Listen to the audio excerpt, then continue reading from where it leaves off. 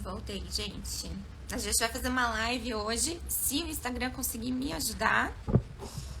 Deixa eu chamar a Jaque aqui, a Jaque do Descoberta Guiada.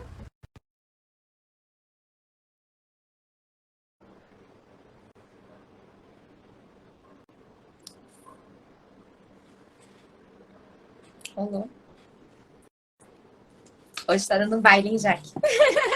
Pelo amor de Deus. Ai, por que que as tecnologias são tão difíceis? Sei lá. Mas vai. Deve ser uns negócios retrógrados que o povo fala. Deve ser.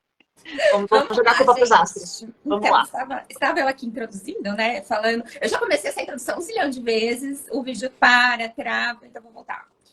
Esse é o livro que a gente vai estar falando hoje, O Sentido da Vida, do Contardo Caligares. E eu vou começar com essa pergunta já para Jaque, para a gente começar a nossa troca. E aí, Jaque? Você já começa mandando a pergunta mais difícil pra mim. Qual o E para sentido da você, né? É porque eu comecei a live, né? Aí nada mais justo. A vida tem um sentido, Jaque? Na verdade, acho que é mais interessante a gente pensar em qual momento que a vida perdeu o sentido, né? Que eu acho que a partir do momento que a gente teve que começar a usar roupa, perdeu o sentido já de tudo. Nada mais faz sentido e a gente tá indo. Não sei. Eu acho Eu a vida moderna uma acho. grande loucura. Mas, enfim, o sentido da vida. Assim, a vida e morte estão juntos, né? Não dá para pensar uma coisa sem a outra. E o Caligares, ele traz muito isso ali no livro, mas principalmente, acho que o ponto principal ali, um resumo de tudo que ele diz é sobre viver uma vida consciente. E isso a gente vê em muitos pensadores, muitas correntes filosóficas, religião, budismo, né? Se a gente for pensar assim, sobre viver uma vida consciente, viver uma vida com atenção, viver uma vida, inclusive, com intenção. Né? Vai ter uma. Tem uma parte do livro que ele traz algo como não se distraia da vida, né? E aí ele vai explicar melhor o que ele quer dizer com isso, né? Então é justamente, às vezes a gente fica tão incessantemente procurando sentido na vida, procurando sentido nas coisas, nos ocupando às vezes, né? Além de atividades, até mesmo das próprias pessoas, né? Para colocar ali algo que nos distraia da nossa própria vida, né? E seria viver a nossa vida intensamente também, né? Eu acho que o viver uma vida interessante, né, a clássica frase, né, do Contardo, para quem não sabe, o Contardo ele tem uma frase muito icônica. Ele tinha, né, gente, porque esse é um livro póstumo, esqueci de falar essa parte. Ele faleceu na pandemia, infelizmente, foi uma grande perda. E eu vou falar para a psicanálise porque ele era psicanalista, né? Mas foi uma perda para todos nós, né? Ele Acho que era para todos nós, né? Ele um era. grande. Acho que foi o primeiro livro que a gente leu na faculdade, não foi? Foi Cartas para um Jovem Terapeuta, né? Isso, sim. Outro livro conhecidíssimo dele. Então, ele tem uma frase muito icônica dele, que ele deu, se eu não me engano, numa entrevista ao Roda Viva, eu acho que é isso, em que ele vai dizer que ele não quer ter uma vida feliz, né? Que ele está muito mais interessado em ter uma vida interessante, por mais que pareça aí muito, né?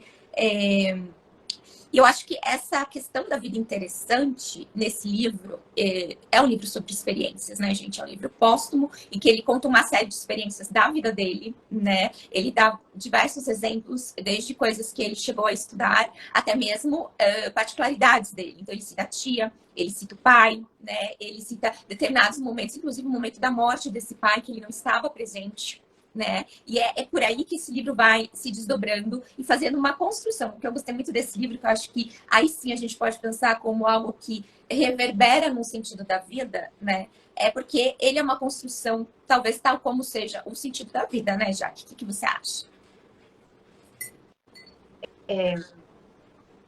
Quando você estava falando, assim, né, sobre todas as experiências que ele traz, eu falei, é isso, né? Ele vai criando, ele vai fazendo uma construção ali. E acho que é sempre legal a gente perceber sobre como que ele pega as experiências ali da vida dele, e aí ele pensa sobre isso e ele constrói um significado daquilo. E aí esses significados, ao longo de uma linha de raciocínio, de uma linha também de coisas que vai ver ele sentindo, isso traz um sentido para ele.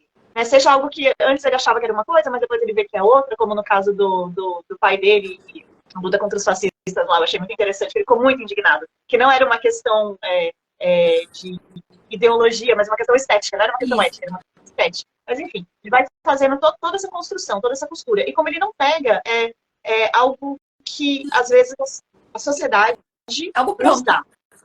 Pronto, tipo, olha, o sentido da vida é esse, né? A coisa é isso aqui. O sentido da vida está fora da vida. Não, o sentido Exato. da vida está dentro. né? É aqui. Na verdade, é no 1 a 1, né? Cada um vai construindo ali o seu próprio sentido da sua própria vida, né, Jaque? Porque o meu vai ser diferente do seu e vai ser diferente de um paciente aí que a gente vai atender, né? Cada um vai descer, né? Essa construção, cada um vai ter ali, né?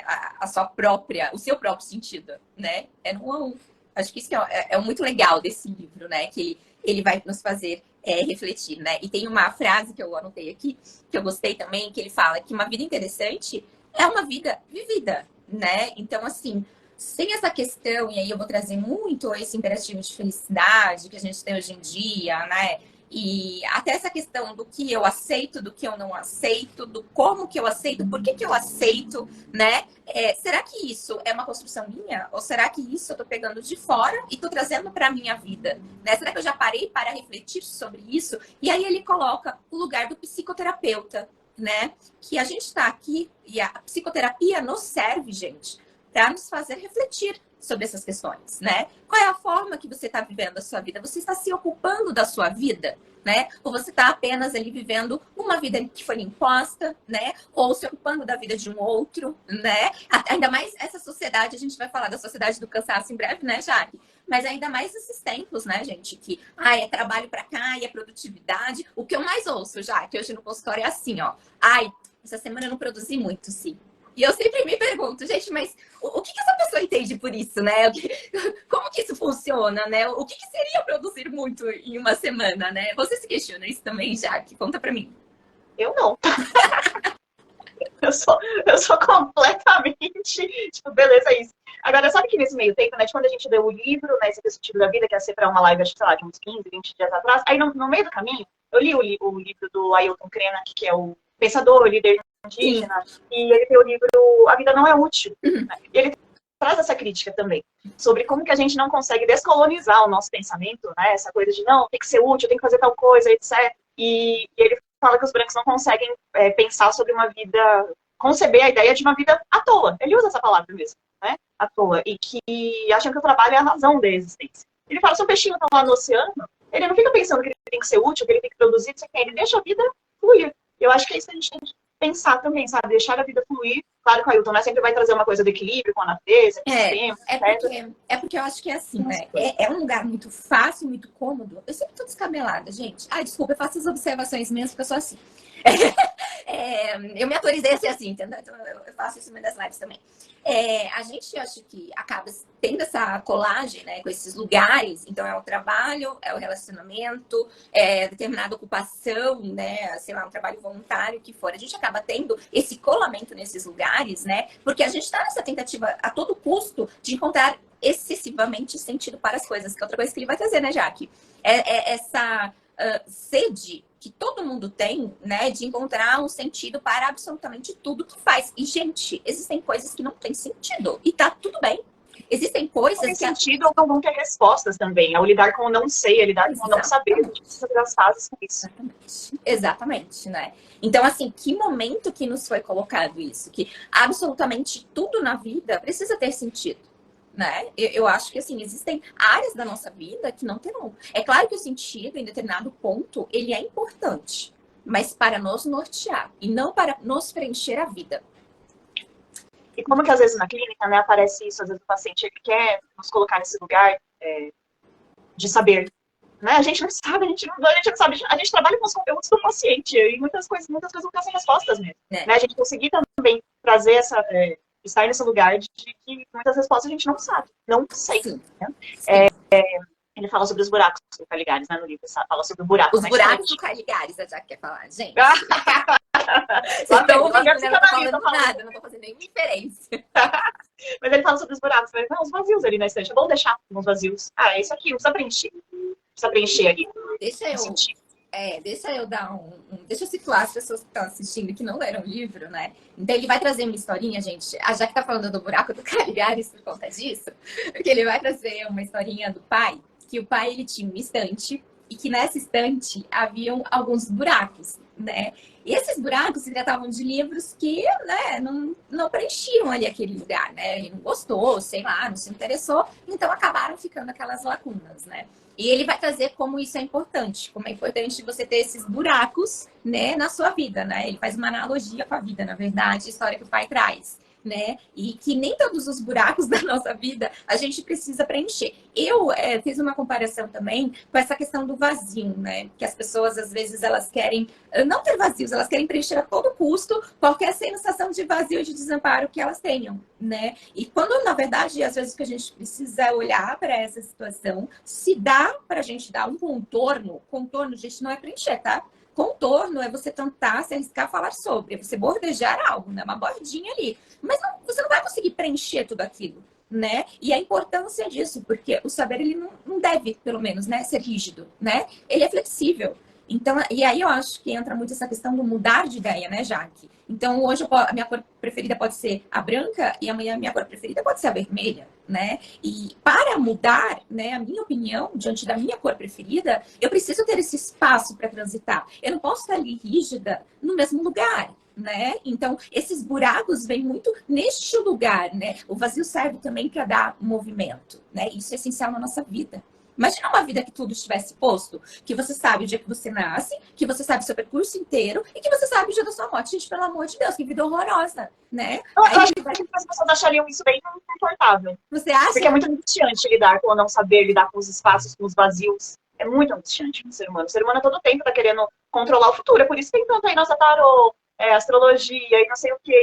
E o que vai acontecer amanhã? O ser humano a todo tempo quer controlar esse amanhã. Um suposto controle ali, né? É muito E é assim que ele se angustiante, na distrai da verdade, vida lidar com também, isso. né, Jaque? Que ele tá tão preocupado com o amanhã, com o futuro, a ansiedade, não é isso, gente? É esse excesso, né? Que ele se esquece do que ele tá vivendo agora. Ele não tá ali, ele não tá presente, né? Ele não tá entregue aos momentos, né? E eu acho que isso é muito interessante. Ele até traz um pouco, né, a questão ali das visões mais antigas, né? Ele traz, né, Jaque, também, você quer falar dessa parte da visão mais estoica da coisa? Quer falar? Que você O que ele fala? Eu esqueci qual que é. Ele vai falar um pouco sobre a questão de como a gente lida, né, com o fato de você não ter certeza de algumas coisas e de você saber, é que eu não quero usar aqui termo psicanalítico, mas ter prazer, né, digamos, né, a questão de usufruir, né, e não se sentir também culpado por isso, né, e muitas vezes essa culpa vem no viés religioso, né, eu não quero colocar também religião nessa live. Acho que não só religioso, mas também Social. é uma lógica do capital, assim, acho que Foucault fala muito sobre isso, sobre como que a sociedade ela constrói ali para o sujeito o vigiar e punir, né? Então fica vigiando se você está ocioso, se você está se divertindo demais, se você se afastou demais do núcleo familiar, né? Porque ali você recarrega as energias para trabalhar e ser útil, né? Eu acho que não só religião, mas a sociedade Tudo, né? Também. É o todo, né? Até porque ele não vai falar de uma religião específica, né? Quando ele fala do viés religioso, é muito mais olhando para a epistemologia da coisa do que para uma religião propriamente em si, né? Eu não sei se estou falando difícil, hein, Jaque? Você me corrigir se estiver falando difícil. Tá indo. Né? Mas E aí ele vai trazer também, como exemplo, ainda trazendo assim, esse viés mais histórico, né? A questão do autocontrole. E ele vai falar da morte do Sêneca e do Sócrates, né? Que o Sócrates teve que tomar... Como é que era o nome daquele líquido lá?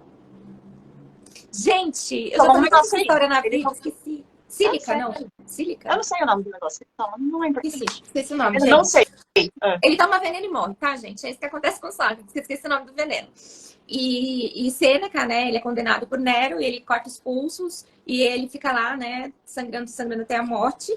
E aí, no momento da morte dele, né, ele chama os amigos ali para filosofar, né? E aí o Caligares, ele vai falar também sobre essa questão da importância do olhar do outro, né? E como que hoje em dia, né, que ele sempre vai fazendo um paralelo, tá, gente? Antigamente com atualmente, né? Por isso que eu tô indo e voltando, porque eu tô falando de Sêneca e de Sócrates, né? E ele fala que naquela época, né, a morte coletiva, ela tinha um lugar outro, né, na sociedade. Era meio como se você ficasse, sabe, apaziguado, acolhido, né? E vinha ali muito no sentido também como uma morte bonita, né? Ele traz essa fala no livro também. E atualmente, como a gente está em épocas, né, mais de solidão, né? Então, ele para si restabelecer seu lugar no mundo, né? Até a morte, ela veio mudando o significado, né? Com o passar dos anos, né, Jaque? A morte agora se tornou uma experiência solitária, porque o indivíduo, ele se dá uma importância enorme, né? Maior que a comunidade, é maior que o coletivo, o indivíduo. Então, se tornou uma experiência solitária e também se tornou uma experiência, assim, que a gente olha como a morte como um fim, é uma interdição, acabou. Sendo que a gente tem que pensar, e aí quem fala isso é a Bell Hooks, ela fala assim que a morte, ela opera no centro da vida. A todo momento a gente está lidando com a morte. Seja a morte das outras pessoas, ou a gente lembrar que o amanhã não está garantido, né? E não como um fim, né? Como também assim, a gente pensar a morte como um fim, aí entra questões de etarismo, né? Tipo, você vai ficando velho e então você perde a utilidade das coisas, então você morre, então você não é mais útil para nada, né? Como que traz também essa coisa da utilidade, né? Nossa, a gente tem que ser útil a todo momento, quando morre, acabou, perdeu o valor. É porque também tá ligado ao lugar social, né? Até olhando pra velhice, né? O porquê que a pessoa que vai envelhecendo e vai ficando idosa, vai sentindo, né, gente? Vocês já conversaram com uma pessoa, assim, bem mais velha? Bom, meus pais vão matar. Enfim, é que, né, a gente tem pais de 90 anos ainda, meu pai vai matar. Tudo bem. Eu falo de morte, meu pai vai matar, olha só, que trocadilho maravilhoso. Mas essas pessoas, né, elas tendem a sentir, né, essa coisa de, meu Deus, tá acabando, né? E é muito interessante, porque o sujeito que se ocupa da própria vida, né? Cara, ele não quer morrer. Ele quer viver, ele quer curtir, ele quer ir pra festa, e ele quer conhecer a neta e a bisneta, e poxa, que legal, e nossa, minha filha agora, olha, tá fazendo mestrado, né? Ele tem essa ânsia, essa coisa gostosa, né? E aquele sujeito que já tá ali, né, que passou uma vida se culpando da vida dos outros, ou de imperativos vindo de fora, às vezes ele entra nessa fase muito mais solitário, né? Porque ele não teve uma construção da vida dele, né? Então, eu acho que até quando a gente tem esse olhar para a velhice, que é a perda também, né? Desse lugar social de forças de trabalho, né? E aí esses sujeitos, né? Muitos que se aposentam, né, gente, passam por questões sérias psíquicas aí, isso vem com um significado muito maior, né? Não é porque essa pessoa tem um tempo ocioso, é porque essa pessoa não sabe fazer nada além daquilo. Essa pessoa dedicou uma vida inteira dela tanto ao trabalho que no momento que acaba aquilo, meu Deus, e agora? Né? E o que eu fiz além disso? Perdi o meu valor, perdi o sentido da minha vida, eu perdi muitas coisas. É quando a gente vê, né, como que tem um processo depressivo aí, alto, na terceira idade. Não só por essa questão de trabalho, mas que existe também uma questão de solidão aí, né? E sobre como que a sociedade olha para essas pessoas mais velhas, assim. Isso é bem doloroso. E como é interessante, né, Jaque, porque essas pessoas mais velhas, né, o que elas carregam são as histórias. Gente, não existe coisa mais deliciosa do que você sentar com uma pessoa muito mais velha que você e a pessoa começar a contar histórias de 1900 e bolinha, entendeu? É a coisa mais deliciosa, né? E hoje isso tá perdendo valor, né, Jaque? Hoje isso não tem Perdeu mais muito, valor. porque é isso. A pessoa mais velha, ela perdeu a utilidade ali na sociedade, ela vista como um gasto, né? Porque é questão de previdência privada, né? Previdência privada, a previdência, né? Ela é um gasto ali, ela não está produzindo, é só um gasto ali da sociedade, é isso. Então ela é colocada de lado. Mas a isso produção de novo, né? Na psicologia decolonial, eles têm falado bastante sobre a importância das pessoas mais velhas em tribos, assim, em povos originários. As pessoas mais velhas, elas sempre foram vistas muito respeito, né? Detentoras de um saber ali das histórias, são elas que passam, né? As histórias das pessoas mais novas ali, para que as coisas continuem acontecendo, né? As coisas ali daquela comunidade continuem acontecendo. Então, enfim, tudo isso na sociedade atual, da forma como a gente vive, torna o processo de envelhecer e a aproximação da morte muito doloroso, solitário. Só que aí tá o pulo do gato, né? Hoje eu estou mais velha do que ontem, né? Então, assim, a todo é um processo que é incessante, que ele insiste, ele tá posto, gente. A única certeza, vocês querem, a gente tá falando de certeza, né? Aí, fica a dica aí, né, para os obsessivos de plantão. Eu sei que a Jaque não usa esse termo, mas tá tudo bem. Mas a única certeza, gente, vocês que são assim, né, fissurados por certezas na vida, que a gente tem é a morte, né? E eu acho que o pior de tudo é a morte em vida. Que é quando aquele sujeito, ele tem tanta ânsia, ele tem tanto medo, ele tem tanto receio, que ele paralisa a gente da vida. Gente, esse sujeito, né? A gente morre quando deixa de viver, na verdade.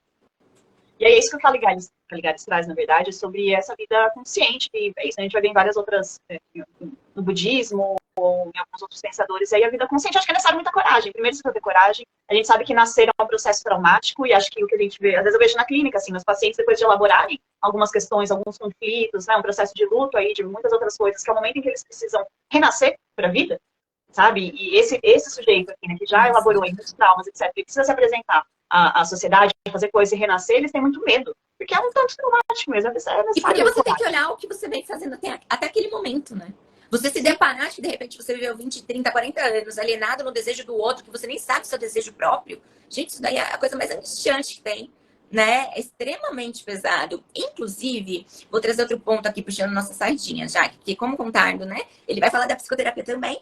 Ele vai falar, gente, que é uma das nossas funções, né, em clínica. A gente busca ajudar o paciente a compreender a vida concreta dele, a olhar para ele. Então, meu caro, porque na minha vida, olha, se tá acontecendo isso, assado e mastigado, tá. E por que isso é importante para você, né? A sua vida é o que acontece com você ou é o que você faz com isso? cadê ali, né, a tua posição diante da tua própria vida?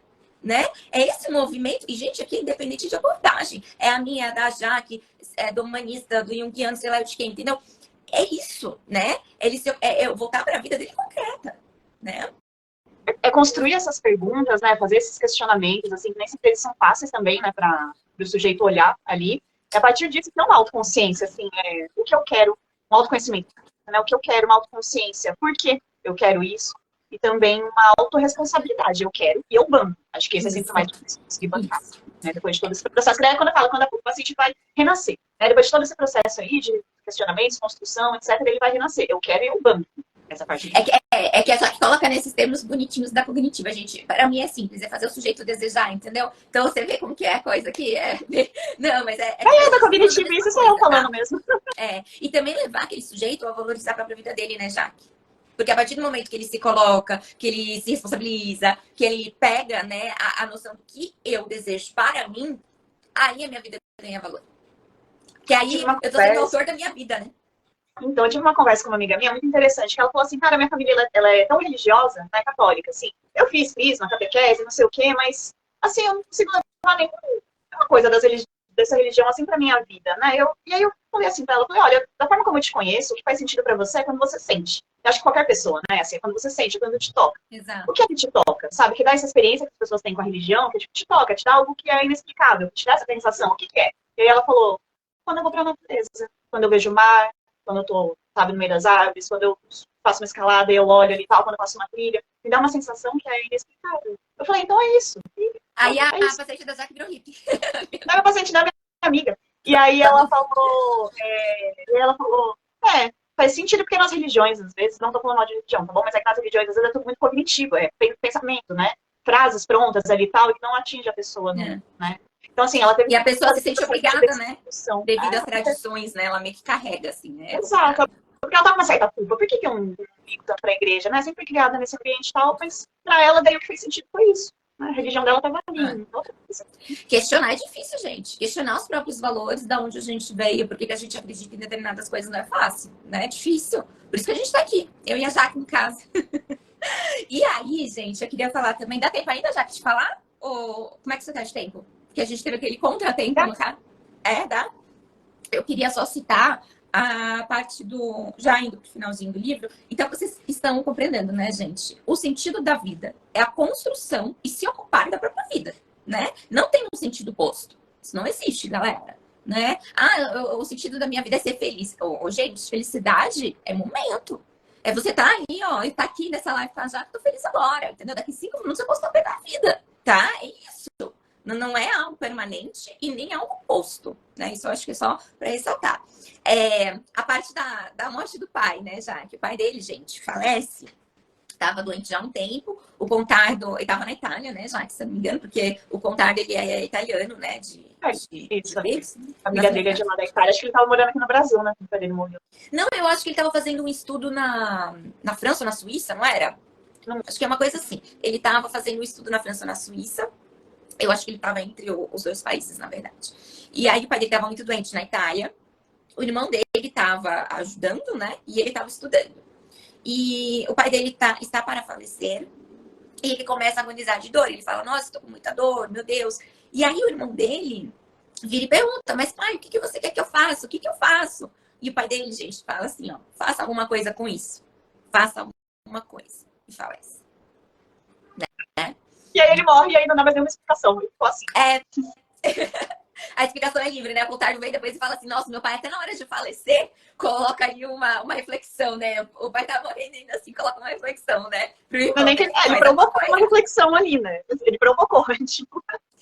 Né? Faz alguma coisa, meu, ó, eu tô morrendo aqui. E você vai fazer o quê? Você não tá morrendo. Pode significar tantas coisas isso, né? Faça alguma coisa, tipo, dá fim a esse sofrimento, e seja lá como, né? Com mais morfina, sei lá, qualquer negócio. Ou interrompendo mesmo isso.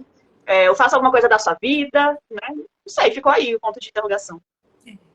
E é interessante, né? Porque o Contardo também faleceu de repente, né? E quantas reflexões ele também nos deixa, né? Nesse sentido. Façamos algo, né? Façamos algo da nossa vida, né? A gente precisa aprender, né? A fazer algo com o que temos, né? e construindo o que queremos. Mas precisamos, antes de mais nada, reconhecer o que a gente quer, o que a gente não quer, né? E eu acho que é essa reflexão aí que entra para jogo no livro também, né?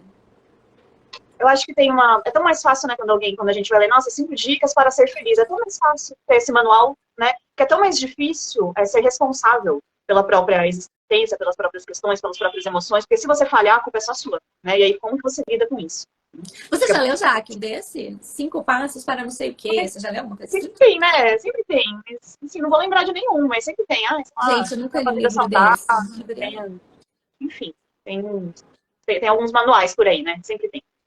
Gente, cuidado com esses manuais, né? Ao invés deles estarem subjetivando vocês, né? Fazendo vocês compreenderem melhor o que vocês estão fazendo da vida de vocês, né? Tô tentando aqui trazer de uma forma bem clara, né? Às vezes eles vêm assim mais para alienar vocês, né? Presos àquele manual. Ou seja, se eu não seguir isso já que a gente vê muito na maternidade, né? Que é um lugar que eu já me ocupo. Já Verdade.